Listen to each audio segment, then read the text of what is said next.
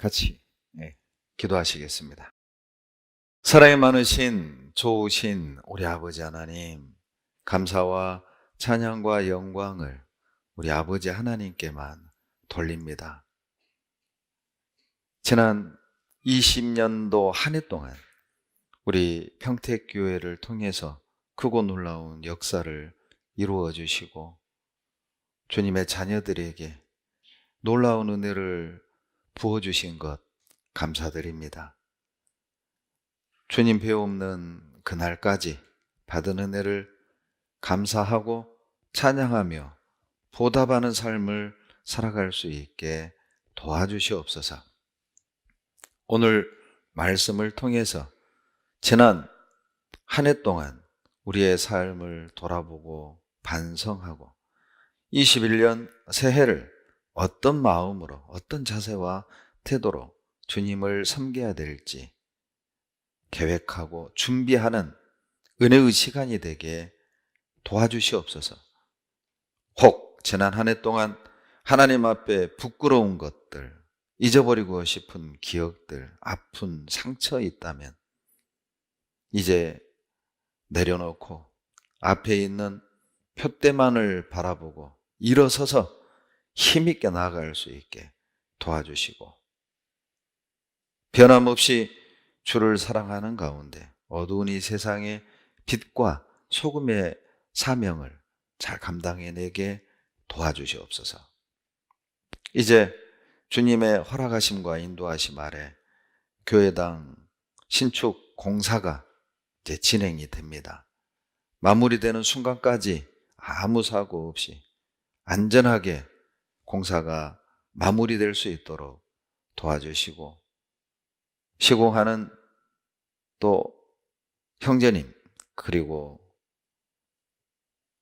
인부들에게도 지혜와 능력을 주셔서 교제하고 전도하는 데 합당한 교회당을 세워갈 수 있도록 도와주시고, 모든 평택 식구들이 같은 마음 한 뜻으로 협력하여 이 큰 공사를 완수해낼 수 있도록 도와주시옵소서. 코로나로 인하여 전국이 혼란하고 두렵고 어수선한 때에 있습니다. 죄로부터, 코로나로부터 주의 자녀들 지켜주시고, 오히려 이 위기를 통해서 영혼들을 건지며 은혜의 복음을 전하는 기회가 되게 도와주시옵소서. 1월 대집회가 또 2주 앞으로 다가왔습니다. 지금부터 기도하고 준비해서 많은 영혼을 주님께 인도할 수 있도록 축복해 주시옵소서. 모든 주의 자녀들 각 가정에 은혜로 채워주시기를 간구드리며 우리를 사랑하시는 예수님 이름으로 감사하며 기도드렸습니다. 아멘. 시편 51편을 찾겠습니다. 시편 51편 같이, 시편 51편 10절로 12절 같이 읽겠습니다.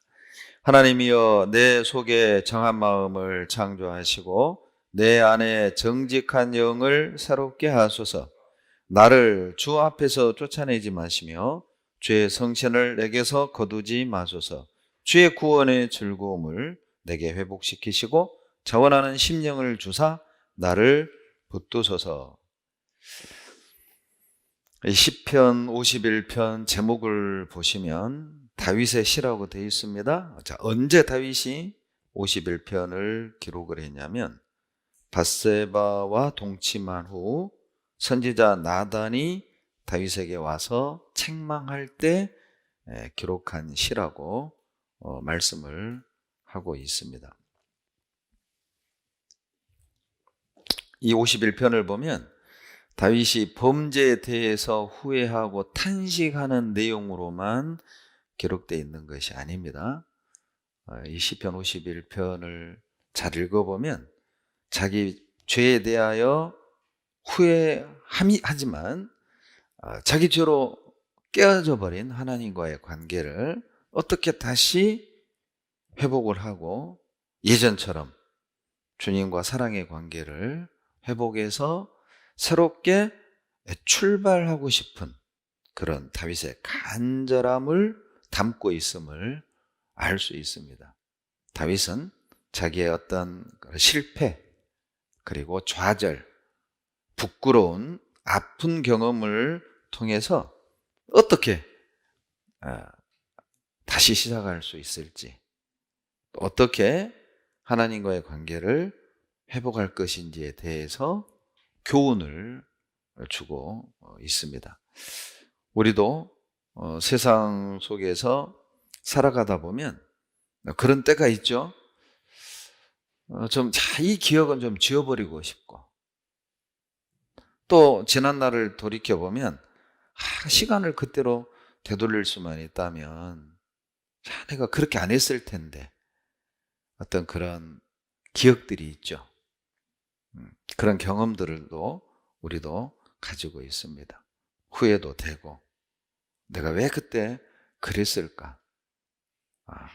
또 마음에 그런 생각이 드는 경험들을 우리도 합니다. 특히 요즘처럼 연말이 되면 그런 마음이 더 많죠. 바쁘게 살아오던 사람도 연말이 되면 좀 묘하게 이제 그런 마음이 올라옵니다. 일기장도 한 번 더 들여다보게 되고, 또 다이어리에 메모했던 것도 묘하게 이맘때쯤이 되면 한 번 더 보게 되고, 추억에 잠기게 되고, 지나온 삶을 좀 이렇게 돌이켜보는 기회들이 종종 생기죠. 이제 그럴 때가 되면 맛이 뜨뜻할 때도 있고, 창피할 때도 있고, 부끄러울 때도 있고, 후회될 때도 있고, 내가 그때 왜 그랬을까? 왜 내가 그때 그런 행동을 했을까? 왜 내가 그때 그런 판단을 했을까? 왜 내가 그때 그런 말을 했을까? 후회될 때도 있고, 그때로 돌아갈 수만 있다면 내가 이렇게 했을 텐데, 그런 마음이 들 때도 있죠. 이제 지나간 건 정리하고, 이제 새해를 좀 새로운 마음으로 좀 시작해보고 싶고, 또 출발해보고 싶은 그런 마음들이 올라오죠. 그래서 오늘 말씀의 제목을 다시 시작하고 싶어하는 이들에게 라는 제목을 잡았어요. 혹 20년 한 해를 돌이켜볼 때 하나님 앞에 부끄러운 죄가 있었다 할지라도, 이제 어떤 그런 아픈 기억을 이제 뒤로 하고, 새해에는 우리가 어떻게 새롭게 출발을 할지, 또 20년 한 해를 돌아볼 때 하나님 앞에 넘어지고 자빠지고 실패했던 그런 아픈 기억이 있다 할지라도, 또 21년에는 다시 일어서서 어떻게 주님을 기쁘시게 하고 또 건강한 행복한 신앙생활을 할지에 대해서 오늘 함께 고민하고 그 길을 찾고 힘을 얻었으면 좋겠습니다. 51편 12절에 보시면 다윗도 그 마음이 참 간절했다는 걸 알 수가 있어요. 주의 구원의 즐거움을 내게 회복시키시고 자원하는 심령을 주사 나를 붙드소서. 무슨 뜻입니까? 예전처럼 주님을 섬기고 싶다는 것이죠. 옛날처럼 간음하고 살인하고 하나님 앞에 두렵고 하나님이 무섭고 피하고 싶고 창피하고 그런 경험을 하기 전으로 돌아가서 정말 주님과 사랑하고 싶고 주님 앞에 떳떳하게 주님을 섬기고 싶고 주님을 노래하고 싶은 그런 마음인 것입니다. 이 12절에 다윗의 그런 마음이 들어있어요.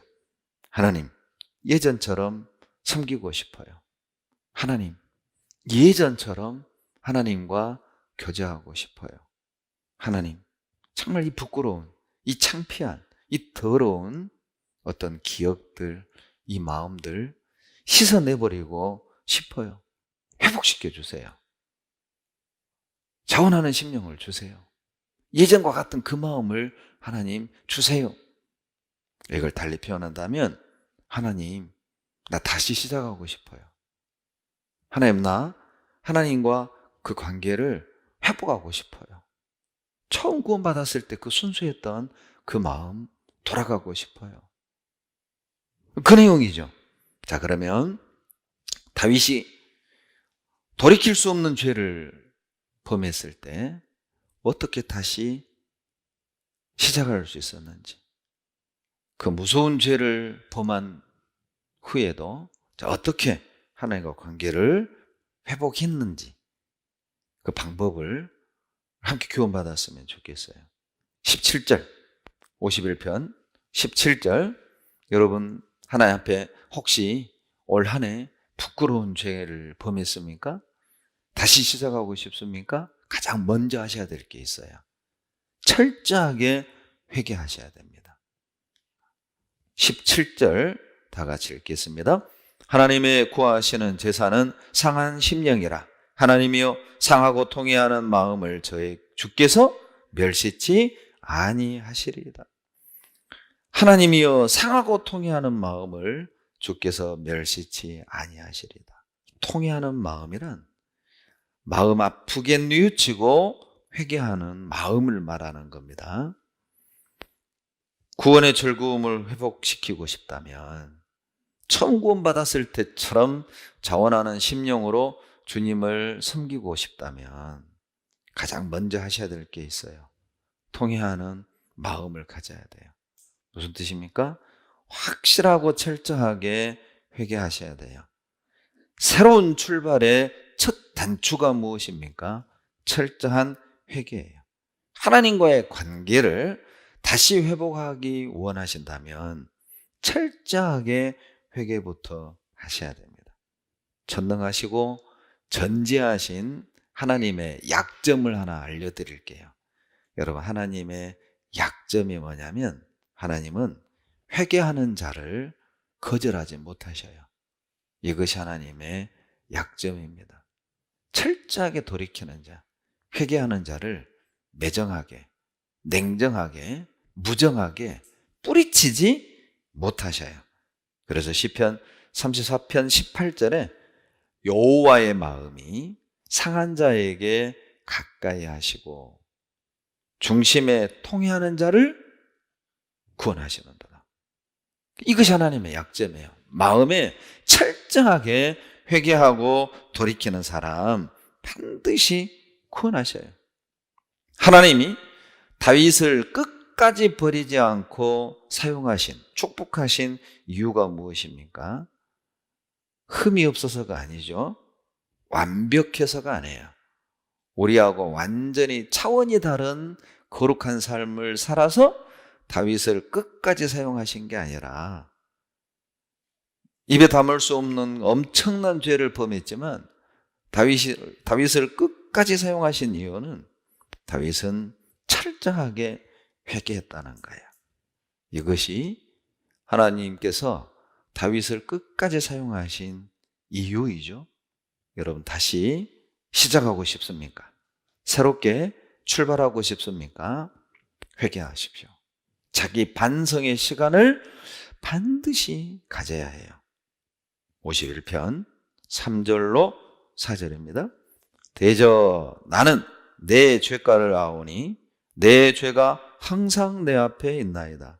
내가 주께만 범죄하여 죄의 목전에 악을 행하였사오니 주께서 말씀하실 때에 의로우시다 하고 판단하실 때에 순전하시다 하리이다.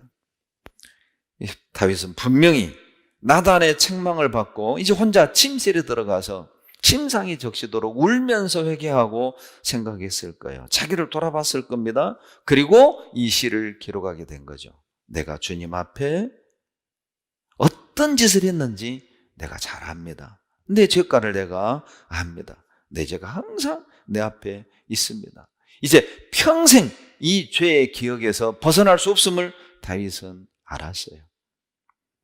간음한 이 죄를 여러분 죽을 때까지 잊을 수 있었겠습니까? 그 간음죄를 가리기 위해 살인한 그 죄를 죽기 직전까지 다윗이 이걸 잊을 수 있었겠냐는 거예요. 다윗은 알았어요. 이제 내가 지은 이 엄청난 죄 평생 내 마음에 담고 살아야 된다는 걸 알았어요. 자기 죄를 인정을 한 것입니다. 내가 이래서 이랬고 저래서 그랬고 뭐 나는 죄를 안 지으려고 그랬는데 아이고 그냥 뭐 목욕을 하필 그냥 그쪽에서 목욕하는 여자 잘못이지 핑계댄 게 아니에요. 요즘 어때요? 뭐 사회 지도층 인사들이 여러 가지 죄를 범하고 내가 잘못했습니다. 이런 사람 보기 참 어렵잖아요. 그러죠? 권력이 있고 어느 정도 지위가 있으면 자기 허물을 공공석상에서 타인들 앞에서 내가 잘못했노라고 이렇게 인정하는 사람 만나는 건 쉬운 일이 아니에요. 어려워요. 예. 그런데 다윗은요, 내가 하나님 앞에 범죄했습니다. 철저하게 인정할 뿐만 아니라 어떤 처벌도 달게 받겠습니다. 그래서 하나님이 다윗을 끝까지 사용하신 겁니다.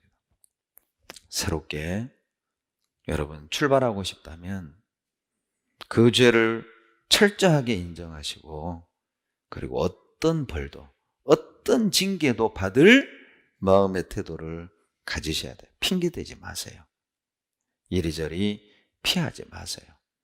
그래서 징계를 주시는 거예요. 징계는 미워서 때리는 게 아니라 부끄러운 죄로부터 자유롭게 하려고. 그래서 징계를 주시는 거예요. 매를 한바탕 딱 맞고 가야 어때요? 그 부끄러운 죄의 눌림으로부터 벗어나잖아요. 그러죠? 부모 몰래 죄 지었는데 은근슬쩍 넘어가잖아요. 부모가 모른다고 생각을 하고 다 알고 있는데 은근슬쩍 그냥 넘어가잖아요. 계속 그 죄의 기억으로부터 고통받아요. 그런데 아버지가 너 이리 와. 이 녀석 어디서 이런 짓을 한번 호되게 딱 맞고 나면 어때요? 아프지만 차라리 내 마음에서는 후련하잖아요. 정리되죠? 부끄러운 기억은 있지만 아버지 앞에 당당히 나갈 수 있어요. 그런데 그런 죄를 철저하게 정리하는 과정 없이 은근슬쩍 대충 아버지 앞에 나오면 늘 죄로 말미암아 부끄러움, 두려움, 그걸 가지고 아버지를 만나게 되는 거예요. 맞을 건 맞으세요. 드러낼 건 드러내세요. 정리할 건 정리하고 새해를 맞이하세요. 껄끄럽지 않게. 차라리 한바탕 탁 맞고 나야 후련하게 아버지 앞에 설 수 있듯이. 자기 반성 없이는 새로운 출발은 불가능합니다. 갈라디아서 6장 1절에 형제들아 사람이 만일 무슨 범죄한 일이 드러나거든 신령한 너희는 온유한 심령으로 그러한 자를 바로 잡고 그 다음에 뭐라고 되어 있어요? 내 자신을 돌아보아 너도 시험을 받을까 두려워하라. 돌아봐야 돼요. 어떤 형제자매들의 허물이 드러나면 옮기지 말고 비난하고 정죄하지 말고 너 돌아봐. 너는 어때? 너는 그런 거 없냐? 너는 그런 마음 없었냐? 자신을 돌아보는 것이 안전하다는 뜻이잖아요. 그래서 우리가 매일 기도하는 거예요. 왜? 눈을 감아야 내가 보이죠. 눈 뜨면 상대방 보이죠. 눈 감아 보세요. 내가 보여, 내가. 눈 감으면 하나님이 보이고 눈 감으면 내가 보이잖아요. 생각나는 거예요. 나의 허물이 드러나고 나도 같은 사람이다. 내가 돌을 던질 수 있는 자격이 나에게 없다. 눈을 감아봐요. 여러분, 형제들의 허물이 보이고 못마땅한 게 보이면 제발 눈 감으세요. 눈 감는 시간을 많이 가져보세요. 아마 똑같은 죄에서 벗어날 겁니다. 자기를 돌아보는 것. 그것이 새롭게 출발하는 시작입니다. 갈라디아서 6장 1절을 이렇게 묵상하다 보면 정말 가장 세상에서 위험한 사람이 누구냐? 세상에서 가장 위험한 사람은 자기를 돌아보지 않는 사람이에요. 자기를 돌아볼 눈이 없는 사람. 정말 위험한 사람이에요. 또 불쌍한 사람이 누구예요? 자기 반성의 시간이 없는 사람. 자기를 돌아볼 줄 모르는 사람. 정말 불쌍해. 자기를 모르고 그저 자기는 신령한 척, 완벽한 척 형제자매들의 허물에 대해서 평가하고 못마땅해 하고. 그럴만한 불쌍해요. 그래서 성찬식을 하는 거예요. 성찬식을 하는 여러 가지 이유가 있죠. 주님의 피와 살을 기억하기 위함이고, 구원해 주신 것을 감사하기 위함이고, 또 하나 되기 위함이고, 복음을 전하는 그 마음을 결심하는 시간일 뿐 아니라 또 하나의 성찬식의 목적은 자기를 돌아보게 하는 거예요. 반성의 시간이에요. 떡을 떼면서 내 죄 때문에 찢기신 주님의 몸을 기억하면서 이 은혜에 합당한 삶을 나는 살았는가? 잔을 들고 주님이 내 죄 때문에 피를 흘리셨는데 나는 주님을 위해 눈물을 흘렸는가? 아니, 땀이라도 흘렸는가? 반성의 시간이죠. 그래서 고린도전서 11장 28절에 사람이 자기를 살피고 그 후에야 이 떡을 먹고 잔을 마실지니, 떡과 잔을 먹고 마시기 전 자기를 돌아봐야 하는 거예요. 은혜에 합당한 삶을 살았는가? 구원받은 자로서의 합당한 삶을 살았는가? 주님이 나에게 부여하신 사명을 나는 완수하고 이루고 살아가고 있는가? 성찬식은 자기를 돌아보게 하고 이제 부끄러운 기억에서 벗어나서 새롭게 출발하게 하시려는 하나님의 자비하심이에요. 그리고 돌이킬 수 없는 죄를 범했을 때 다시 새롭게 출발하기 원한다면 두 번째 해야 될 게 있어요. 반드시 여러분 말씀을 읽고 들어야 합니다. 이게 가장 기본이에요. 8절 보시죠. 51편 8절. 나로 즐겁고 기쁜 소리를 듣게 하사 주께서 꺾으신 뼈로 즐거워하게 하소서. 하나님, 즐거운 소리 듣게 해주세요. 기쁜 소리 듣게 해주세요. 이게 뭐예요? 즐거운 소리가 안 들렸단 말이잖아요. 기쁜 소리가 안 들렸단 말이잖아요. 놀랍게도 범죄한 후 나타나는 첫 번째 증상 중에 하나가 뭐냐면 말씀이 안 들려요. 말씀이 안 읽혀져요. 읽어도 무슨 뜻인 줄 몰라요. 신기하죠? 여러분, 죄를 범하면 성경이 손에 안 잡힙니다. 신기해요. 이유가 있습니다. 이 거룩한 말씀은 더러운 마음에 들어갈 수가 없어요. 그래서 더러운 죄가 마음에 들어오면 말씀이 안 들어오는 거예요. 눈에도 안 들어오고 귀에도 안 들어오고 감동도 없고 무감각해지고, 그러니 답답하고 두렵고 악순환의 반복이죠. 주님은 말씀하십니다. 그래도 말씀은 들어야 해요. 11절 같이 읽습니다. 나를 주 앞에서 쫓아내지 마시며 주의 성신을 내게서 거두지 마소서. 쫓아내지 말란 말은 다윗은 어때요? 쫓겨날까 봐 두려워하고 있다는 뜻이잖아요. 성신을 거두지 마십시오. 성령이 떠날까 봐 두렵다는 뜻이잖아요. 다윗은 알아요. 죄를 범하고는 주님께 가까이 갈 수 없고 죄를 범하고는 거룩한 영이 내 안에 역사할 수 없음을 알고 있는 거예요. 말씀이 안 들어오면 어때요? 주님이 멀리 계신 것처럼 느껴지잖아요. 쫓겨난 것 같은 두려움, 은혜와 성령을 거둘 것 같은 공포. 가장 큰 징계가 뭘까요? 말씀이 깨달아지지 않는 거예요. 가장 큰 두려움이 뭘까요? 말씀이 들리지 않는 거예요. 여러분은 어떠세요? 죄를 범한 뒤 무엇이 그렇게 두려우세요? 말씀이 들리지 않는 거죠. 주님이 멀리 떠나버린 것 같은 외로움. 이거보다 큰 징계가 있을까요? 이거보다 더 큰 두려움이 그리스도인들에게 있을까요? 쫓아내지 마시며 이 말에는 교제의 단절이 들어있어요. 다윗이 범죄한 후 예전처럼 하나님과 어때요? 뜨거운 교제가 안 되는 거죠. 하나님이 곁에 있음이 느껴지지 않는 거예요. 말씀이 깨달아지지 않는 거죠. 그러니 쫓아대지 말아달라고, 성령을 거두지 말아달라고. 범죄한 뒤 성령이 나를 통해 일하시고 역사하시는 게 느껴지지 않는 거예요. 지혜도 없죠. 새롭게 출발하기 원하십니까? 하나님과 관계를 회복하기 원하십니까? 말씀에서 길을 찾으세요. 방황하지 말고 말씀에서 길을 찾으세요. 시편 119편 106절, 시편 119편은 다윗의 시라고 전해주고 있습니다. 주의 말씀은 내 발의 등이요 내 길의 빛이니이다. 예.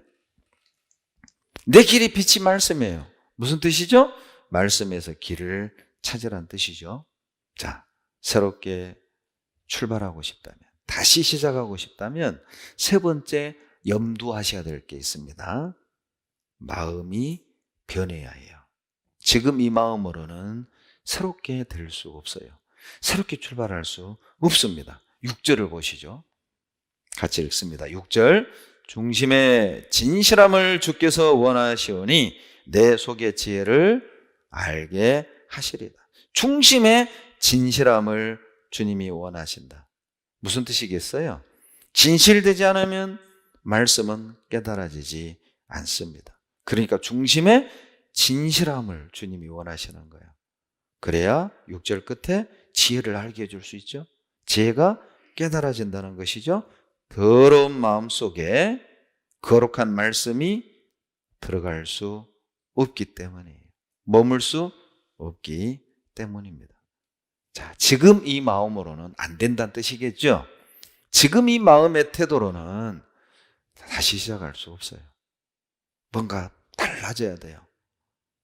10절 같이 읽습니다. 하나님이여 내 속에 정한 마음을 창조하시고 내 마음에 정직한 영을 새롭게 하소서. 그냥 10절을 간단히 설명한다면 내 마음 바꿔주세요. 내 마음 새롭게 해주세요. 내가 이 마음으로는 주님 앞에 나갈 수 없어요. 이 마음으로는 다시 일어설 수 없어요. 이 마음으로는 새롭게 시작할 수 없어요. 내 마음 새롭게 해주세요. 내 마음 깨끗하게 해주세요. 다윗은 정한 마음을 구했습니다. 깨끗한 마음을 구했습니다. 마음을 바꿔달라고 기도한 거예요. 왜요? 마음을 바꾸지 않으면 다시 시작할 수 없어요. 마음을 바꾸십시오. 로마서 12장 2절에 너희는 이 세대를 본받지 말고, 그리고요 마음을 새롭게 함으로 변화를 받아 하나님의 선하시고 기뻐하시고 온전하신 뜻이 무엇인지 분별하도록 하라. 이 세대 본받지 말고 오직 마음을 새롭게 할 때 변화가 되는 거예요. 내 마음을 바꾸면 변화된다니까요. 내 마음을 바꾸면 삶이 변화되고, 내 마음을 바꾸면 어때요? 가정이 변화되고, 직장이 변화되고, 구역이 변화되고, 봉사가 변화돼요. 마음을 새롭게 하지 않는 이상 새로운 변화를 기대하지 말라는 거예요. 마음을 바꾸십시오. 지금 이 마음으로는 안 돼요. 버릴 거 버리고, 인정할 거 인정하고, 용서를 구할 거 용서 구하고, 잘못한 건 인정하고, 계속 자존심 들이대지 말고, 고집 피우지 말고 털고 가세요. 올 한 해 이거 딱 정리하고 가십시다.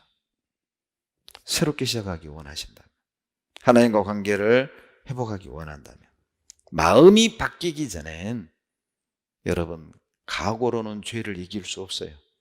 마음을 바꾸지 않는 이상 각오로 죄를 이길 수는 없어요. 마음을 바꿔야 죄를 이깁니다. 마음을 바꿔야 죄에서 벗어날 수 있어요. 그것을 구하면 하나님이 주셔요. 에스겔 36장 26절에 또 새 영을 너희 속에 두고 새 마음을 너희에게 주되, 새 마음 주신다니까요. 너희 육신에서 굳은 마음을 제하고 부드러운 마음을 줄 것이며, 굳은 마음이 있죠? 나나주에 돌 같은 마음이라고 돼 있어요. 고집, 자존심, 변하지 않는 그 내 마음의 태도, 여러분 하나님 앞에 구하세요. 그 돌 같은 마음 제하고 부드러운 마음 주셔요. 누가 봐도 이 형제는 부드러운 형제, 누가 봐도 이 형제는 더 큰 일을 할 수 있는 형제, 누가 봐도 이 형제는 마음이 따뜻한 형제, 겸손한 형제, 그런 나만이 아니라 다른 형제자매들이 느낄 수 있는 그 마음 주신다니까요. 또 한 가지 마음에 새겨야 될 게 있어요. 하나님과 관계를 회복하고 다시 시작하기 원하신다면 구원의 즐거움을 회복하셔야 됩니다. 12절로 13절입니다. 주의 구원의 즐거움을 내게 회복시키시고 자원하는 심령을 주사 나를 붙드소서. 그리하면 내가 범죄자에게 주의 도를 가르치리니 죄인들이 주께 돌아오리이다. 주의 구원의 즐거움을 회복시켜 주신다면 13절 범죄자에게 주의 도를 가르치리니 죄인들이 주께 돌아오리이다. 무슨 뜻입니까? 구원의 즐거움이 회복돼야만 자원하는 심령이 생기고, 구원의 즐거움이 회복돼야만 죄인을 주께로 인도할 수 있는 힘이 생긴다는 거예요. 구원의 즐거움을 회복하십시오. 여러분, 구원받은 사람에게 나타나는 두 가지 증상이 있죠. 구원받을 때 나타나는 두 가지 증상. 베드로전서 1장 8절로 9절 말씀이죠. 예수를 너희가 보지 못하였으나 사랑하는도다. 이제도 보지 못하나 믿고 말할 수 없는 영광스러운 즐거움으로 기뻐하니 믿음의 결국 곧 영혼의 구원을 받음이니라. 여러분, 영혼 구원 받잖아요. 두 가지 증상이 나와요. Fall in love with Jesus. 예수님과 사랑에 빠져요. 두 번째, 감사의 기쁨이 있어요. 세상에 나를 구원하셨구나. 나 같은 죄인을 구원하셨구나. 구원받을 때 나타나는 두 가지 증상이죠. 감사의 즐거움, 예수님을 사랑하게 돼 있어요. 여러분, 부모가 자식을 사랑하지 않으면 절대 자식 못 키웁니다. 그러죠? 자식을 사랑하는 마음이 있어야만 어떤 희생도 감내하잖아요. 나는 굶어도 자식은 먹이고, 나는 못 입어도 자식은 입히고, 나는 잠 못 자도 자식은 배불리고 재우고. 이게 부모예요. 그 힘이 어디서 나요? 사랑. 자식을 향한 사랑이 없으면 죄송합니다, 고아원에 갖다 버리는 거예요. 자식을 사랑하는 마음이 없으면 이거 짐이에요, 짐. 이것만 없었으면 내 마음대로 하고 싶은 거 하고 누리고 살고. 죄송한데 요즘 젊은이들이 그러죠? 예? 즐기고 살라고 자식을 안 낳아요. 타조같이 무정한 겁니다. 그리스도인답지 못한 겁니다. 편하게 살라고 자식을 안 낳아요. 주님은 어때요? 번성하라고 그랬잖아요.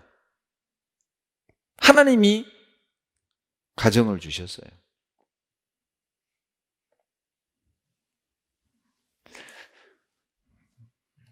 사랑이 없으면 여러분 신앙생활 힘듭니다. 사랑이 없으면 다시 시작할 수 없어요. 구원의 즐거움이 없으면 하나님과의 관계를 회복하는 건 죄송합니다, 불가능해요. 그래서 3번 부인한 베드로에게 부활하신 주님이 나타나서 첫 번째 던진 질문이 뭡니까? 너 왜 나 부인했어?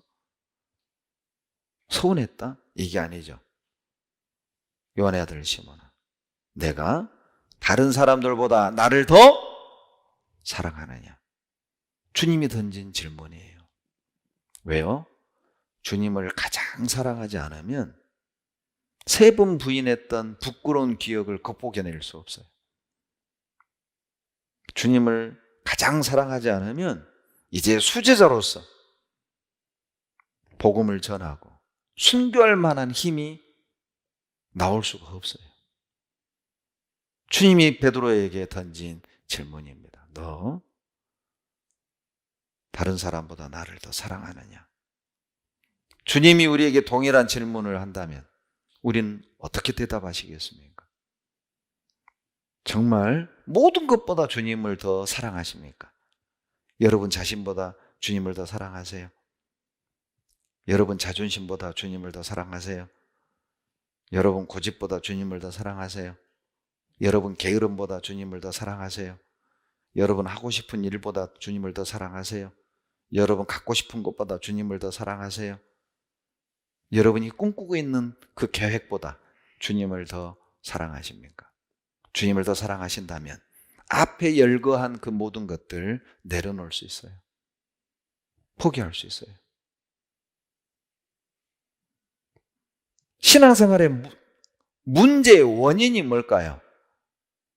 여러 가지가 있겠지만 근본적인 건 주님을 사랑하지 않는 것입니다. 그래서 많은 문제가 되는 거죠. 주님을 사랑한다면 솔직히 문제 되려고 하면 문제 될 수 있는 거지만 주님을 사랑하기 때문에 문제 안 삼는 거예요. 문제를 문제로 삼는 이유가 뭐겠어요? 주님보다 더 사랑하는 무엇이 있는 거예요. 죄송하지만 주님보다 자기를 더 사랑해요. 불가능할 것 같죠? 자존심을 내세우는 게 그거 아니에요? 고집을 내세우는 게 그거 아니겠어요? 주님보다 나를 더 사랑하기 때문에 이것은 내가 양보 못해. 이것은 내가 용서 못해. 이것은 내가 수긍 못해. 이것은 내가 못 받아들여. 주님을 사랑하지 않는다는 증거 아니겠어요? 고린도서 5장 14절 그리스도의 사랑이 우리를 강권하시는도다. 강권이 뭡니까? 나눠주에 끄는도다. 그러죠? 여러분 사랑에 빠지면 끌리죠? 그러죠? 어떤 아가씨에게 탁 사랑이 가요. 사랑하는 마음이 생겨요. 그 많은 사람들 중에서 어때요? 내가 마음에 둔 그 아가씨만 클로즈업 되잖아요. 끌려. 묘하게 마음이 끌려. 만나고 싶고 보고 싶고 같이 있고 싶고 목소리 듣고 싶고 기쁘게 해주고 싶고. 그게 사랑의 힘이라니까요. 신앙생활은 끌리는 거예요. 그리스도의 사랑이 강권하시는도다. 그분의 사랑에 끌려가지 않으면 신앙생활은 의무감으로합니다. 마치 기름이 없고 심지만 타는 등불처럼 타기는 타요. 그을음이 생겨. 그 그을음이 옆에 있는 사람들 눈에서 눈물 나게 맵게 만들어요. 기름을 태워야 되는데 타기는 타. 그런데 기름이 없고 심지가 타니까 그을음이 생기고 주변 사람들을 눈물 나게 하는 거예요. 억지로 의무감으로. 자기도 울고 주변 사람도 울고 힘들게. 서로가 힘들어. 구원의 즐거움을 회복하십시오. 그분의 사랑에 매이지 않으면 신앙생활은 힘들어요. 힘들어. 여러분 사랑한 만큼만 수고할 수 있습니다. 사랑한 만큼만 헌신할 수 있어요. 내가 주님을 사랑한 만큼만 포기할 수 있고 사랑한 만큼만 참을 수 있고 사랑한 만큼만 드릴 수 있어요. 그 이상 못합니다. 그 이상 못해요. 여러분 가족을 사랑한 만큼만 가족에게 양보하고 사랑한 만큼만 주죠. 더 이상 못 줘요. 잘 생각해 봐요. 데살로니가전서 1장 3절에 너희의 믿음의 역사와 사랑의 수고와 우리 주 예수 그리스도에 대한 소망의 인내를 우리 하나님 아버지 앞에 쉬지 않고 기억하면 바울이 데살로니가 교회를 향해서 했던 말씀입니다. 사랑의 수고. 무슨 뜻이죠? 사랑하지 않으면 수고할 수가 없어요. 사랑한 만큼만 수고할 수 있다는 뜻이죠. 야곱이 라헬을 위해 7년을 수일처럼 라반의 집에서 봉사했던 것처럼 사랑한 만큼만. 출애굽기 21장 5절에도 종이 진정으로 말하기를 내가 상전과 내 처자를 사랑하니 나가서 자유하지 않겠노라. 자, 놀랍죠? 얼마나 사랑하면 노예에서 풀려나 자유를 누릴 수 있는데 그 자유를 스스로 포기하는 거예요. 왜? 주인과 처자를 사랑하기 때문에. 우리에게 주어진 자유가 그런 자유예요. 내 마음대로 사는 그런 자유가 아니라 내 육신의 자유를 포기할 수 있는 그런 자유. 그게 참 자유 아니겠어요? 여러분, 오늘 이 시간 여행 갈 수 있잖아요. 뭐 유튜브 틀어놓고 운전하면서 볼일 다 볼 수 있잖아요. 그런데 우리는 그 자유를 포기하고 여기에 앉아 있어요. 우리는 그런 자유를 누리는 사람이에요. 왜? 사랑하기 때문에. 주님을 사랑하기 때문에. 새롭게 시작하고 싶습니까? 정말 20년도 부끄럽고 아픈 기억을 뒤로 하고 앞에 있는 표대를 향해 새롭게 출발하기 원한다면 5번째 기억하세요. 전적인 순종을 하셔야 돼요. 이제는 선별적 순종하지 말고 내 마음에 맞으면 아멘, 내 스타일에 맞으면 아멘, 내 마음에 맞은 형제들은 교제하고 마음에 안 맞으면 거리 두고 그런 거 말고 선별적인 순종은 불순종입니다. 제가 말하는 건 전적인 순종을 말하는 거예요. 그래서 12절로 시편 51편 12절로 13절을 보시면요. 주의 구원의 즐거움을 내게 회복시키시고 자원하는 심령을 주사 나를 붙드소서. 그리하면 내가 범죄자에게 주의 도를 가르치리다. 자원하는 이 심령, 이 자원하는 이란 뜻이 뭐냐면 아낌없이 바치다라는 뜻이 있대요. 자원하는 심령이 뭐겠어요? 아낌없이 드리는 마음. 이걸 의역을 한다면 주님이 나에게 뭘 요구해도 예. 무엇을 요구해도 예. 이게 자원하는 심령이에요. 전적인 순종을 말하는 것이죠. 아, 주님, 그것은 내 못 드려요. 주님, 너무 많이 달라는 거 아니에요? 아, 근데 구원해 주신 건 감사한데, 주님, 돈을, 헌금을 너무 많이 요구하는 거 아니에요? 시간을 너무 많이 요구하는 거 아니에요? 주님, 구원해 주신 건 고마운데, 나도 가정이라는 게 있는데, 너무 많은 일을 시키시는 거 아니에요?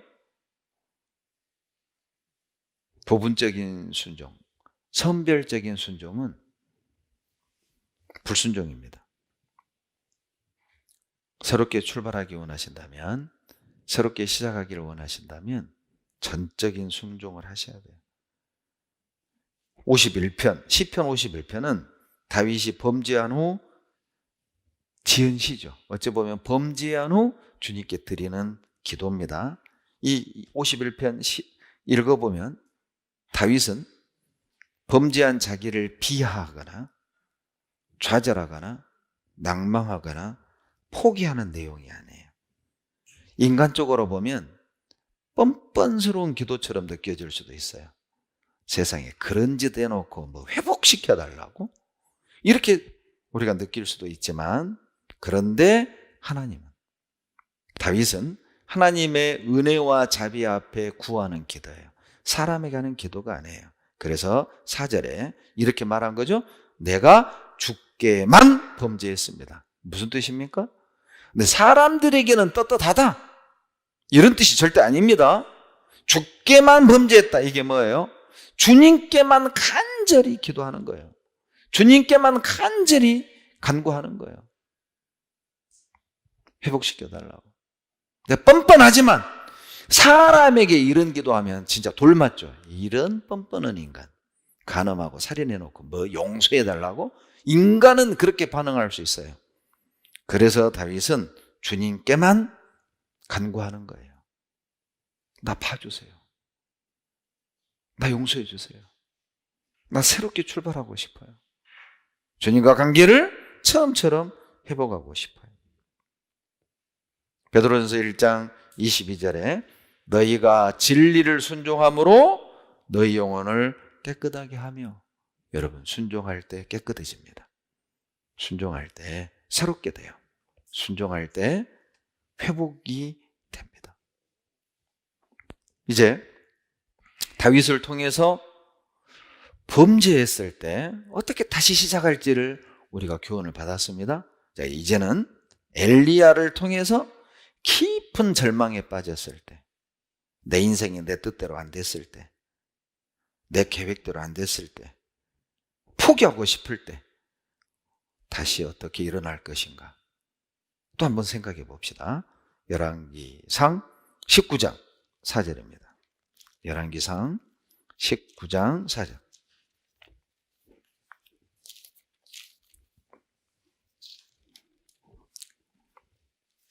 스스로 광야로 들어가 하룻길쯤 행하고 한 로뎀나무 아래 앉아서 죽기를 구하여 가로되 여호와여 넉넉하오니 지금 내 생명을 취하옵소서. 나는 내 열조보다 낫지 못하니이다. 지금 누구의 기도냐? 1절 보세요. 엘리야가 세상의 대선지자 엘리야, 살아서 불말과 불병거를 타고 승천했던 엘리야도 이런 약한 모습이 있었어요. 인간적인 모습이 있었어요. 18장에서 하늘에서 불이 내려오는 38절에 보면 기적을 일으키잖아요. 그리고 우상 숭배하는 선지자들을 싹 죽이죠. 승리했습니다. 그리고 18장 46절에 보면 아합 왕의 마차보다 더 빠른 속도로 달려가요. 축지법을 썼는지 어쩌는지 모르지만은 말보다 더 빨리 달렸다고요. 이것도 기적이죠. 그러니 엘리야는 18장에서 두 번의 기적을 통해서 뭔가 기대했을 거예요. 야, 이 정도 되면 아합 왕 이세벨이 회개하겠지, 돌이키겠지, 은근 기대했을 거예요. 그런데 19장에 들어서서 엘리야의 기대는 싸그리 무너집니다. 이세벨이 엘리야 죽이기 전에 나 안 먹어. 오히려 더 엘리야를 잡아 죽이려고 혈안이 된 거예요. 그 말을 들은 엘리야는 급속도로 절망합니다. 그리고 로뎀나무 아래 머리를 들이박고 죽여주세요. 제가 다음에 기도원 학교 때 로뎀나무 사진을 한번 보여드릴게요. 나무라고 하니까 소나무처럼 몸통이 올라가고 가지가 퍼져서 그늘이 있는 그런 나무가 아니에요. 개나리 같이 생겼어요. 개나리처럼 땅에서부터 가지가 쫙 옆으로 퍼져요. 그리고 가시가 돋아 있습니다. 거기에 머리를 들이밀었어요. 얼마나 광야가 뜨거웠으면 그 가시가 돋친 로뎀나무 그 가지 사이로 머리를 들이밀고, 그러니 하나님 나 죽여주세요 그냥. 그런 절망으로 빠져들어간 거예요. 왜? 기대했던 결과가 아니에요. 내가 이 정도 했으니까 이렇게 해주시겠지? 기대했는데 이게 아닌 거예요. 그러니 이제 훅 마음이 탁 다운돼 버린 거죠. 놔져 버린 거예요. 하기 싫어 이제. 죽고 싶어 그냥. 봉사고 뭐고 전도고 뭐고 싫어 이제 싫어. 실어증, 영적 실어증. 엘리야 마음이 느껴지십니까? 왜 엘리야는 이렇게 절망하는 걸까요? 엘리야는 하나님의 계획을 몰랐어요. 하나님의 뜻을 몰랐습니다. 열왕기상 19장에서 여러분 뒤로 5장만 넘어가면 열왕기하 2장이 나오는데, 열왕기하 2장에서 엘리야는 승천합니다. 하나님의 계획은 엘리야야 5장만 참아. 5장 뒤에 가면 너 살아서 승천해. 이게 하나님 계획인데 엘리야는요 열왕기하 2장을 몰라요. 열왕기하 2장까지 못 봤어요. 엘리야는요 눈앞에 있는 내가 이렇게까지 했는데 결과는 요만큼 절망, 그 뒤를 못 본 거죠. 만약에 엘리야의 기도대로 하나님 나 죽여주세요, 하나님 이렇게 응답했다면, 오냐 죽여주마 데려갔다면 아마 열왕기하 2장에서 승천하는 엄청난, 살아서 천국에 올라가는 놀라운 영광은 경험하지 못했겠죠. 하나님의 스케줄은 내 스케줄과 다릅니다. 하나님의 생각은 내 생각과 달라요. 하나님의 계획은 내 계획과 다르다는 사실을 기억하세요. 그때 절망에 빠져있는 엘리야를 하나님이 다시 회복시켜 주셔요. 어떻게? 7절. 절망 속에서 포기하고 싶을 때 다시 시작하고 싶습니까? 여러분, 먼저 위로와 격려가 필요합니다. 위로와 격려를 먼저 받아야 돼요. 7절. 다 같이 읽습니다. 여호와의 사자가 또 다시 와서 어루만지며 이르되 일어나서 먹으라. 내가 길을 이기지 못할까 하노라 하는지라. 어루만져 주시죠? 터치라고 하죠. 터치. 하나님의 터치가 필요해요. 우리에게 위로해 주신 겁니다. 그러죠? 우리도 어때요? 막 힘들어하고 아파하는 형제자매들 있으면 막 우리가 어깨 다독여 주잖아요. 쓸어주잖아. 등 쓸어주잖아. 형제 힘내. 자매 힘내. 기도해 줄게. 뭐 또 같이 울어줘. 때로는 같이 울어줘. 정말 어떤 고통 속에 있는 형제자매를 만나보면 위로할 말도 생각이 안 나요. 내가 봐도 이건 너무 어떻게 말을 해줄 줄 모르겠어. 여러분, 그때는 그냥 같이 안고 울어주면 돼요. 그게 필요한 거, 그게. 때로는 우리에게 필요한 건 답이 아니에요. 형제자매들에게 답을 주려고만 하지 말고 때로는 손 잡아주고 등 한번 딱 또닥여주고 안아주고 형제님 힘내세요. 그 한마디. 자매님 힘내라고. 그 한마디. 그것이 절망에서 다시 시작하게 하는 에너지가 될 거예요. 여러분, 정말 강한 사람처럼 보였던 대선지자 엘리야도 이런 약한 모습이 있었고 위로가 필요했던 거예요. 여러분, 전도자들도 위로가 필요합니다. 여러분, 부모들도 강해 보이죠? 여러분, 부모도 위로가 필요해요. 남편도 강해 보이죠? 남편도 위로가 필요해요. 아내도 위로가 필요해요. 자식들도 위로가 필요해요. 서로 위로해 주세요. 고린도후서 1장 3절로 4절을 찾겠습니다. 고린도후서 1장 3절로 4절.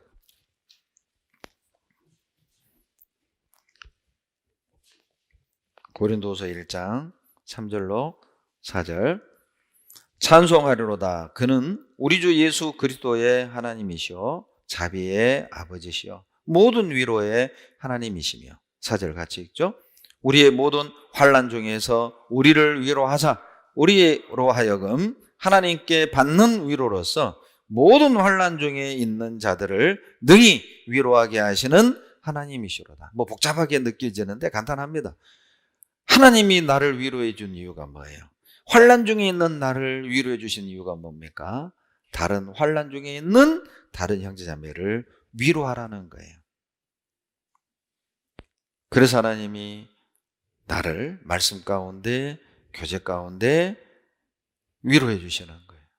너도 위로해라. 너도 위로해라. 여러분, 우리 주변에 내 가까이 강해 보이는 분들이 있죠. 강하게 보이는 분들이 있잖아요. 힘이 있어 보이는 분들이 있죠. 의외로 그런 분들이 위로가 더 필요한 분이에요. 여러분, 구역장님들 세 보이죠? 믿음 대단해 보이죠? 그 구역장이 오히려 위로가 필요한 사람이에요. 여러분, 조장 강해 보이죠? 그러죠? 튼튼해 보이죠? 그 조장님 위로가 필요한 분이에요. 여러분, 봉사 부서의 그 부서장들 믿음 있어 보이죠? 안 흔들릴 것 같죠? 피곤 안 할 것 같죠? 그렇게 보이죠? 그러면 그분이 먼저 위로가 필요한 분이에요. 저는 어때 보여요? 위로가 필요한 사람입니다. 네. 서로 여러분 위로하십시오. 서로에게 장애물이 되지 마세요. 서로에게 거치는 자, 라이벌이 되지 말고 견제하는 사람이 되지 말고 위로자가 되세요.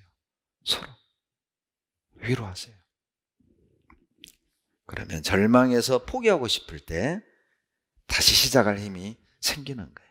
두 번째, 절망에서 일어서고 싶어요? 포기하고 싶을 때 다시 불끈 주먹을 쥐고 싶어요? 충분히 먹어야 됩니다. 충분히 먹으세요.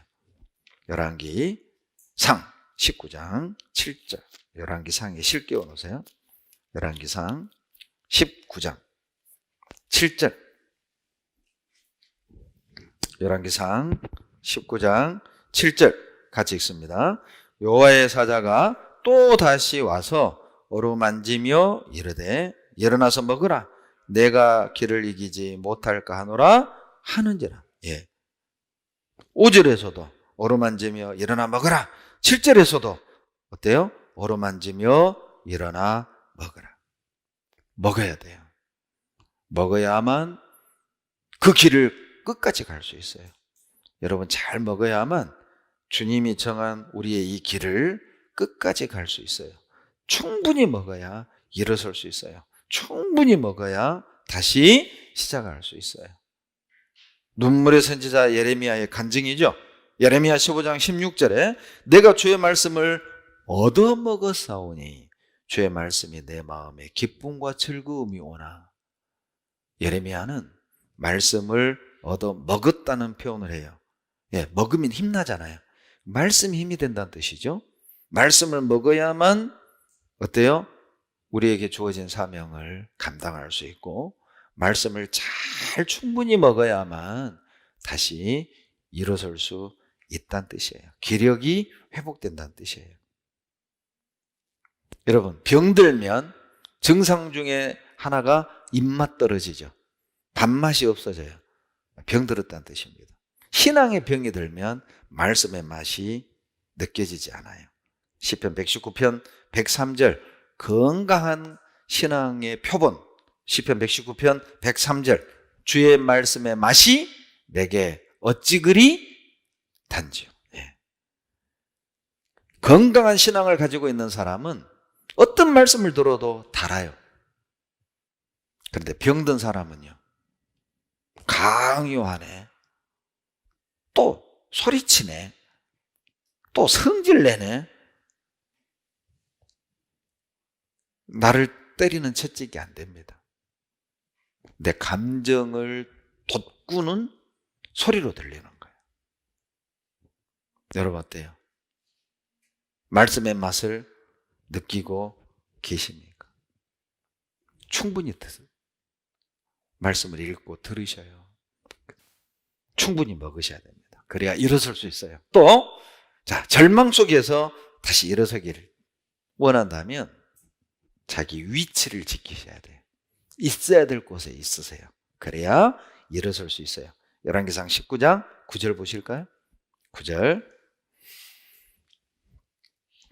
엘리야가 그곳 굴에 들어가 거기서 유하더니 여호와의 말씀이 저에게 임하여 이르시되 엘리야야, 내가 어찌하여 여기 있느냐?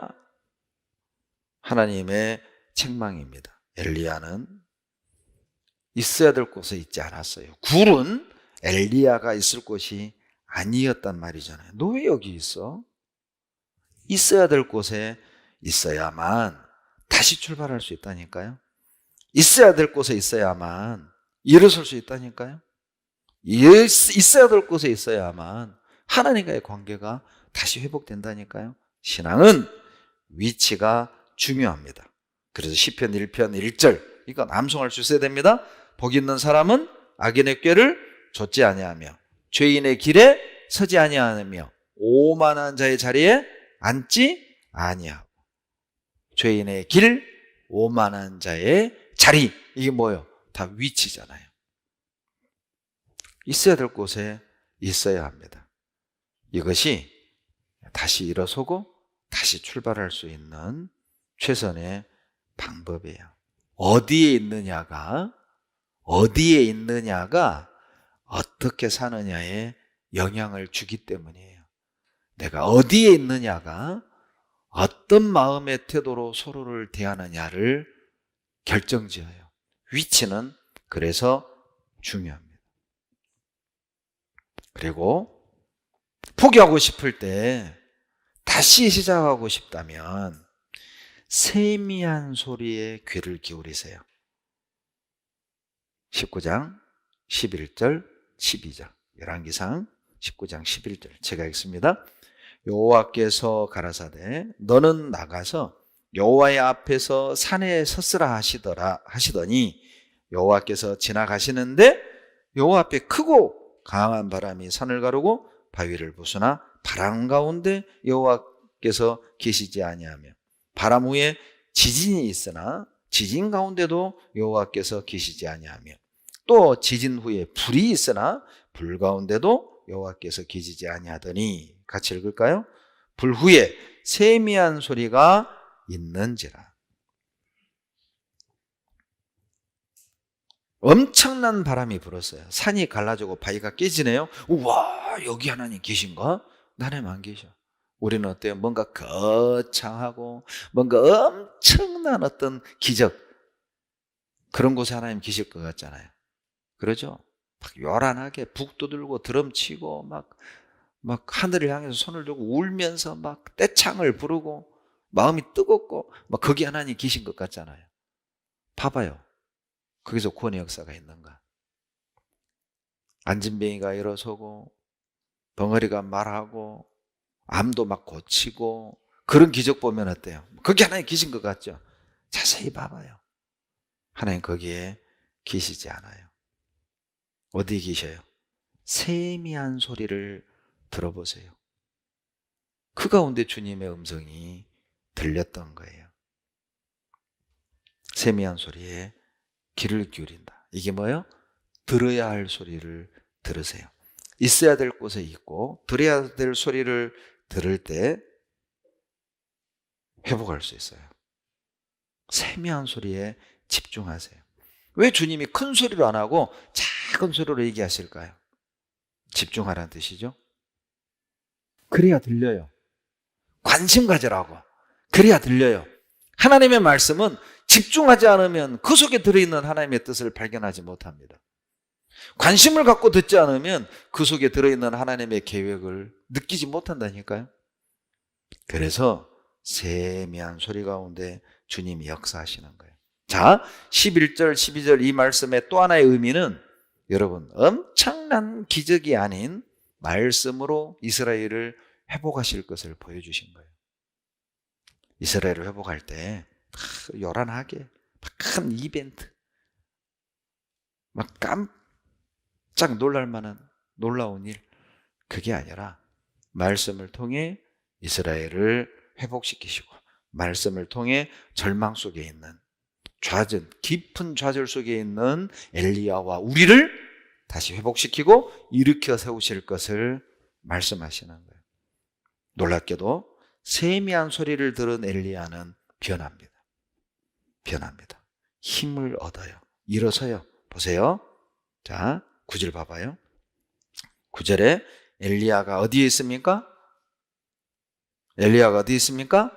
굴에 쑥 들어가 있죠. 자, 그런데 세미한 음성을 들은 엘리야는 바뀝니다. 13절 다 같이 읽습니다.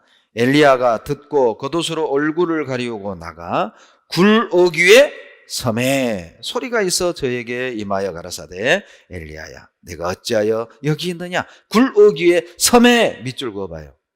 깊은 굴 속에서 이제 굴 밖으로 점점 나오고 있어요. 여러분 세미한 음성을 듣잖아요. 자기만의 굴에서 나옵니다. 세미한 음성을 듣잖아요. 우울한 굴 속에서 밖으로 나온다니까요. 세미한 음성을 듣잖아요. 절망의 굴에서 밖으로 나와요. 세미한 음성을 듣잖아요. 불만의 굴, 공포의 굴, 두려움의 굴, 염려의 굴, 생활의 염려의 굴에서 밖으로 나와 주님 앞에 당당히 서게 되는 거예요. 바람이 불고 바위가 터지고 산이 쪼개지고 지진이 일어나고 큰 불이 내리는 그런 놀라운 역사 속이 아니라 그 가운데 하나님이 역사하신 게 아니라 세미한 음성을 들으셔요. 여러분 어때요? 우리 은근히 이런 그 심리가 있죠. 확 구원받은 뒤에 안 바뀌거든. 구원받은 뒤에 막 육신이 안 바뀌어. 저 형제처럼 저 자매처럼 막 뜨겁게 살고 싶은데 안 바뀌어. 그럼 어떤 생각해요? 사고가 나가지고 죽을 뻔했다가 딱 살아나면 정신 차릴 것 같아. 그러죠? 임사체험 한번 하면 막 영혼이 몸 밖에 빠져나와가지고 의사가 피를 닦는 거 이런 거 한번 탁 보고 깨어나면 어때요? 그러면 내가 막 주님이 뜨겁게 살 텐데 그 속에 하나님이 역사하지 않는다. 그렇게 나를 변화시키지 않는다. 그런 이벤트를 통해서 나를 변화시키지 않는다. 주님이 나를 변화시키는 놀라운 방법은 세미한 소리예요. 변화되고 싶으세요? 다시 시작하고 싶으세요? 주님의 말씀에 귀를 기울이세요. 집중하세요. 그 말씀이 나를 절망의 굴에서, 고통의 굴에서, 자기 비하의 굴에서, 오해의 굴에서 나오게 해줄 겁니다. 다시 절망에서 포기하고 싶을 때 다시 일어서고 싶다면 좋은 동역자들을 가까이 하십시오. 좋은 형제들을 가까이 하세요. 열왕기상 19장 18절 보시죠. 18절. 그러나 내가 이스라엘 가운데 7,000일을 남기리니 다 무릎을 바알에게 꿇지 아니하고 다 그 입을 바알에게 맞추지 아니한지라. 죽여주세요. 기도하는 엘리야에게 주님 말씀하시죠. 7,000명 내가 남겨놨다. 자, 왜 이 얘기를 하냐면 10절 때문에 그래요. 10절에 보시면요, 엘리야가 투덜거릴 때 오직 나만 남았거늘. 10절 끝부분 다 죽고 나만 남았어. 여러분, 우리도요 은근히요 신앙생활이 힘들면요 나만 힘든 것 같처럼 느껴지죠. 그러죠? 나만 가난한 것 같고, 나만 되는 게 없는 것 같고, 나만 장사가 안 되는 것 같고, 나만 돈이 없는 것 같고, 나만 시집장가 못 가는 것 같고, 나만 내 집 없는 것 같고, 나만 그런 것 같아. 나만 이렇게 힘든 것 같아. 네. 그때 주님이 말씀하십니다. 아니다. 7,000명 남겨놨다. 나만 그런 게 아니에요. 여러분, 나만 특별한 가난 속에 있는 게 아니고, 나만 특별한 병에 걸린 게 아니고, 나만 특별하게 힘든 사람들 곁에 있는 게 아니에요. 나보다 더한 형제자매들이요 얼마나 많아요. 욥을 보세요. 다윗을 보세요. 요셉을 보세요. 우리가 그들보다 더 큰 고통을 당했다고 말할 수 있습니까? 더 큰 절망 속에 놓였다고 말할 수 있습니까? 남은 자가 있어요. 남겨지는 애가 있습니다. 전도서 4장 9절로 10절에 두 사람이 한 사람보다 나음은 저희가 수고함으로 좋은 상을 얻을 것입니다. 혹시 저희가 넘어지면 하나가 그 동물을 붙들어 일으켜 세우려니와 홀로 있어 붙들어 일으킬 자가 없는 자에게는 화가 있으리라. 넘어진 자에게 화 있다고 말한 게 아니에요. 홀로 있는 자에게 화가 있어요. 주님은 알아요. 넘어질 거 알아요. 넘어질 걸 아니까 옆에 형제자매를 두신 거예요. 세워주라고. 그런데 문제는 잡아뜨리는 형제들을 가까이 하지 마세요.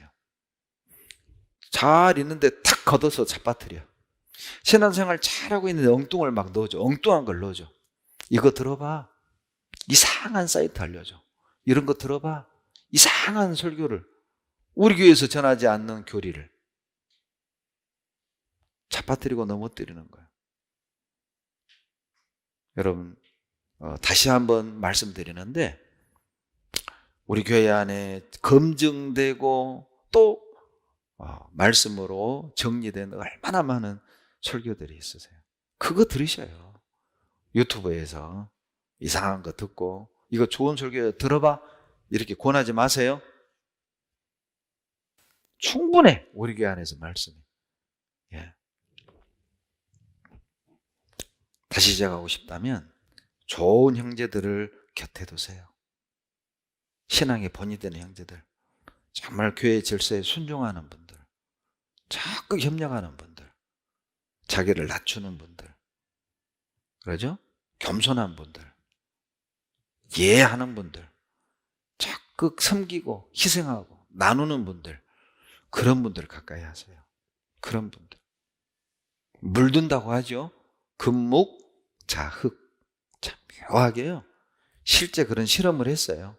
강의실에 50명 앉아있는데 어떤 연예인이 바람 피웠다네 이런 부정적인 소문을 이쪽에 딱 얘기해 줬더니 15분 뒤에 강의 스톱. 자, 어떤 연예인이 바람 피운 소문 들으신 분 80%가 들었어요. 15분 동안.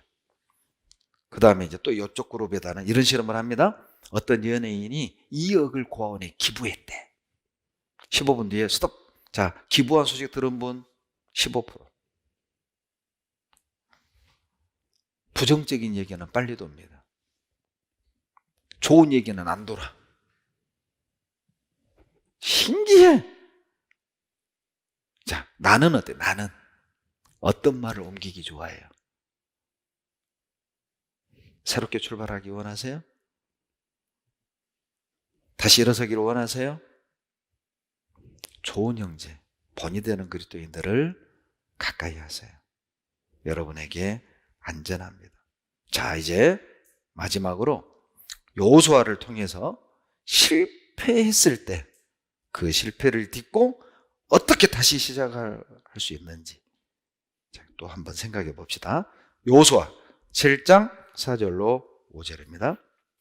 여호수아 7장 4절로 5절. 우리도 신앙생활을 하다 보면 실패할 때가 많잖아요. 자, 그때 주저앉지 않고 어떻게 다시 시작할 수 있을까? 4절로 5절. 백성 중 3,000명쯤 그리로 올라갔다가 아이 사람 앞에서 도망하니 아이 사람이 그들의 36인쯤 죽이고 성문 앞에서부터 스바림까지 쫓아와서 내려가는 비탈에서 쳤으므로 백성의 마음이 녹아 물같이 된지라. 자, 무슨 뜻이죠?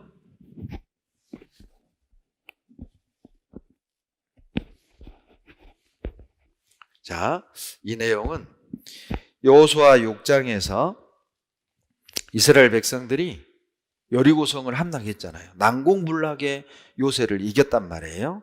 그리고 이제 7장에서 아이성. 얼마나 성이 작으면 또 아이성이에요. 어른성도 아니고 청년성도 아니고 아이성. 그리고 자, 이 정도 뭐 여리고 이겼는데 이 정도 뭐. 그리고 이제 아이성 전투를 임하는데 놀랍게도 4절로 5절 패합니다. 아이성 사람들에게 패합니다. 그 소식을 들은 여호수아도 옷을 찢고 6절에 보면 울어요. 울어. 통곡을 해요. 자, 어떻게 이 실패를 딛고 다시 일어설 것인가? 첫째, 실패의 원인을 기억하셔야 돼요. 내가 왜 실패했는가? 자, 이스라엘 백성이 여리고성은 함락했지만 더 작은 아이성에 실패한 첫 번째 이유는 그들이 범죄했기 때문이에요. 7장 1절. 바친 물건을 취하여 범죄했죠. 범죄했습니다. 그래서 진 거예요. 두 번째, 교만했습니다. 3절에 여호수아에게로 돌아와서 그에게 이르되 백성을 다 올라가게 말고 2-3천 명만 올라가서 아이를 치게 하소서. 그들은 소손이 모든 백성을 그리로 보내어 수고롭게 마소서. 여리고성은 모든 백성이 다 돌았잖아요. 근데 아이성은 아이고 뭐 그거 뭐 여리고에 비하면 뭐 세 발의 피. 그러니 2-3천 명만 가게 하세요. 졌잖아요. 교만한 거예요. 자기를 믿은 거죠. 자기 경험을 믿은 거죠. 하나님께 묻지도 않았어요. 여호수아 6장에 여리고성 전투 전에 5장에서 하나님의 사자를 만나잖아요. 그러나 여호수아 7장에서는요. 하나님을 만난 적이 없어요. 기도한 적이 없어요. 왜? 여리고 이겼는데 뭘 못해? 자기 경험을 믿은 거예요. 이것이 실패의 원인이었습니다. 실패를 딛고 새로운 출발을 원한다면 먼저 실패의 원인을 찾으세요. 두 번째, 이제 하나님 가까이 하십시오. 더 가까이 하십시오. 7장 6절 다 같이 읽습니다. 여호수아가 옷을 찢고 이스라엘 장로들과 함께 여호와의 궤 앞에서 땅에 엎드려 머리에 티끌을 무릅쓰고 저물도록 있다가 여호와 궤 앞에 나아가서 옷을 찢고 티끌을 날리며 울었어요. 하나님 앞에 나아간 것이죠.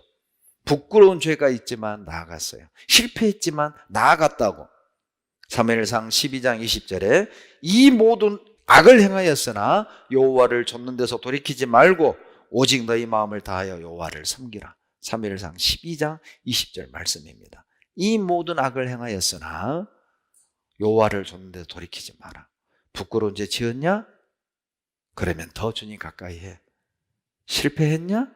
더 주님 가까이 해. 하나님 앞에 불평하고 원망했냐? 절망했냐? 더 하나님 가까이 해라. 시편 73편 찾습니다. 여기 실 꿰놓으시고요. 시편 73편 27절.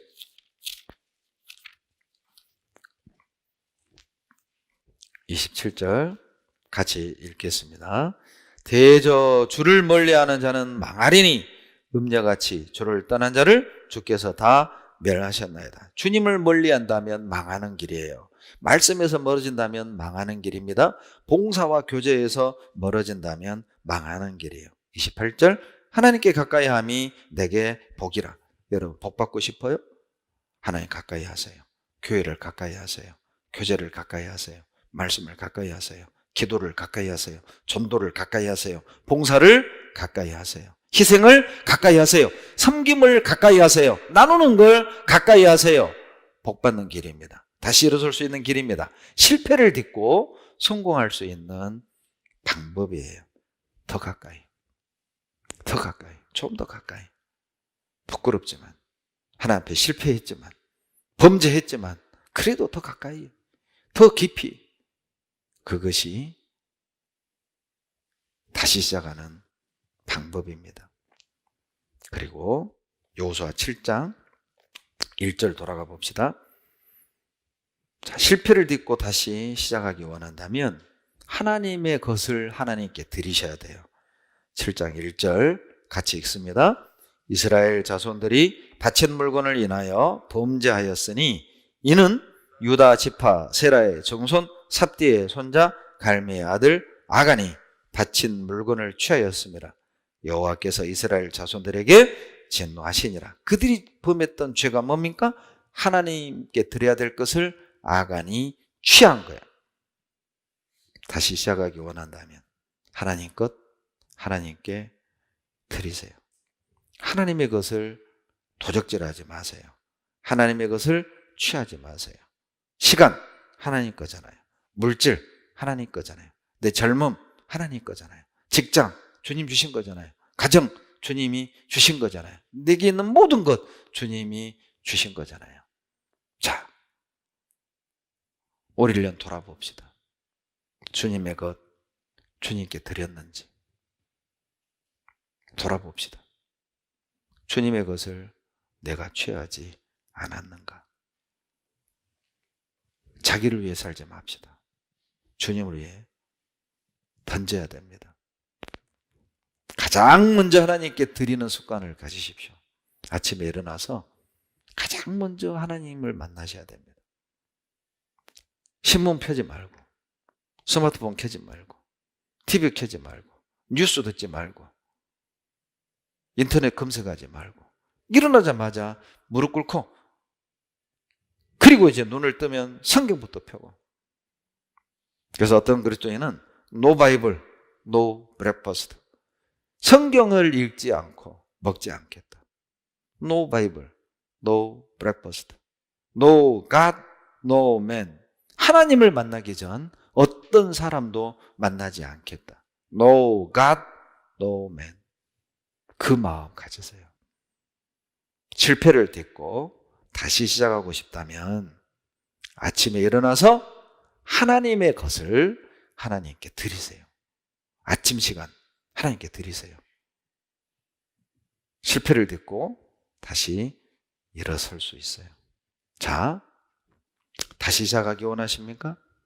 자, 범죄했지만, 포기하고 싶지만, 실패했지만 다시 시작하고 싶으세요? 처음으로 돌아가십시오. 처음 구원받았을 때 그때로 돌아가십시오.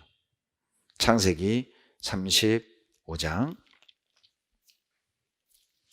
창세기 35장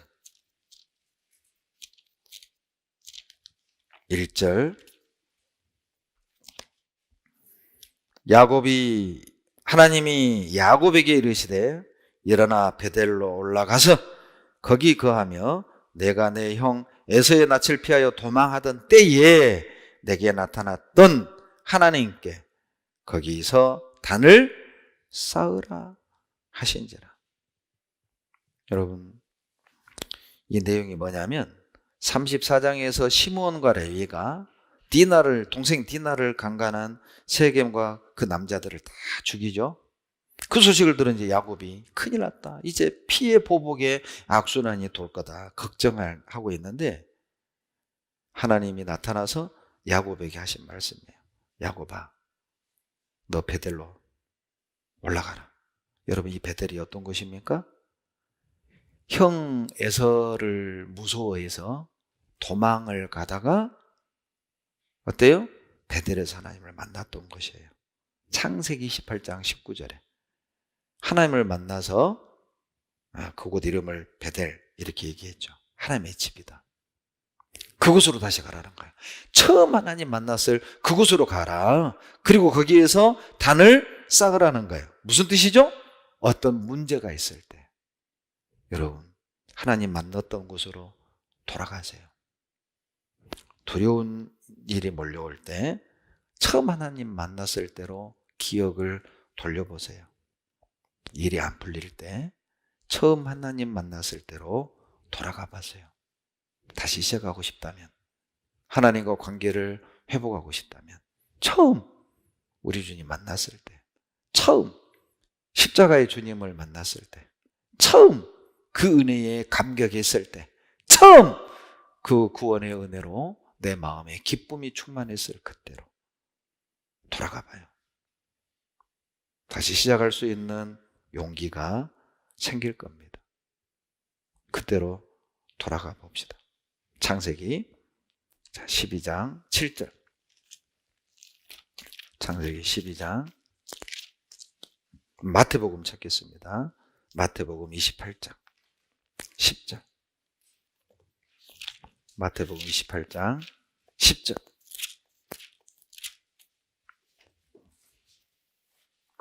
28장 10절 다 같이 읽겠습니다. 이에 예수께서 가라사대 무서워 말라. 가서 내 형제들에게 갈릴리로 가라 하라. 거기서 나를 보리라 하시니라. 부활하신 주님이 제자들을 만나서 하신 말씀이죠. 자, 다른 제자들에게 가서 말해라. 갈릴리로 가라. 거기서 나를 보리라. 부활하신 주님이 제자들에게 하신 말씀이에요. 갈릴리로 가라. 여러분, 갈릴리가 어떤 곳입니까? 마가복음 1장 14절로 15절에 제자들을 처음 부르신 곳이에요. 갈릴리가. 마가복음 1장 16절에 갈릴리 해변으로 지나가시다가 거기에 베드로, 안드레, 요한, 야고보 불렀잖아요. 처음 제자를 만났던 곳. 갈릴리로 가라. 무슨 뜻이죠? 처음으로 돌아가라. 처음 나를 만났을 때 그 시간으로 돌아가라. 우리 새롭게 시작하자. 처음 주님을 만났던 그때로 돌아가십시오. 그러면 다시 시작할 마음이 생길 거예요. 처음으로 갑시다. 처음처럼. 기도하겠습니다. 사랑이 많으신 우리 아버지 하나님, 감사합니다. 하나님 앞에 부끄러운 씻을 수 없는 죄를 범했지만 다시 시작할 수 있는 기회 주시니 감사드립니다. 절망과 포기하고 싶은 고통 속에 살아가지만 다시 일어설 수 있는 마음 주시니 감사드립니다. 실패하고 좌절해 있는 우리에게 다시 싸울 수 있는 힘과 방법을 주시니 감사드립니다. 지난 한 해 하나님 앞에 못 살았다면 그거 이제 내려놓고 앞에 있는 새로운 표대를 바라보고요. 다시 일어서서 다시 시작할 수 있도록 도와주시옵소서. 그리하여 하나님 앞에 영광이 되고 우리에게 승리의 기쁨을 허락해 주시기를 간절히 바라고 원합니다. 많은 아픔, 절망, 실패, 좌절로 낙심되어 있는 주님의 자녀들 위로해 주시고 연약한 무릎 붙들어 일으켜 세우셔서 이제 마지막 믿음의 경주를 완주해낼 수 있도록 도와주시고 우리 가운데 한 사람도 뒤로 물러가 침륜에 빠지지 않게 도와주십시오. 병상에 계시는 많은 주님의 자녀들 위로해 주시고 치료해 주시옵소서. 우리를 사랑하시는 예수님 이름으로 감사하며 기도드렸습니다. 아멘.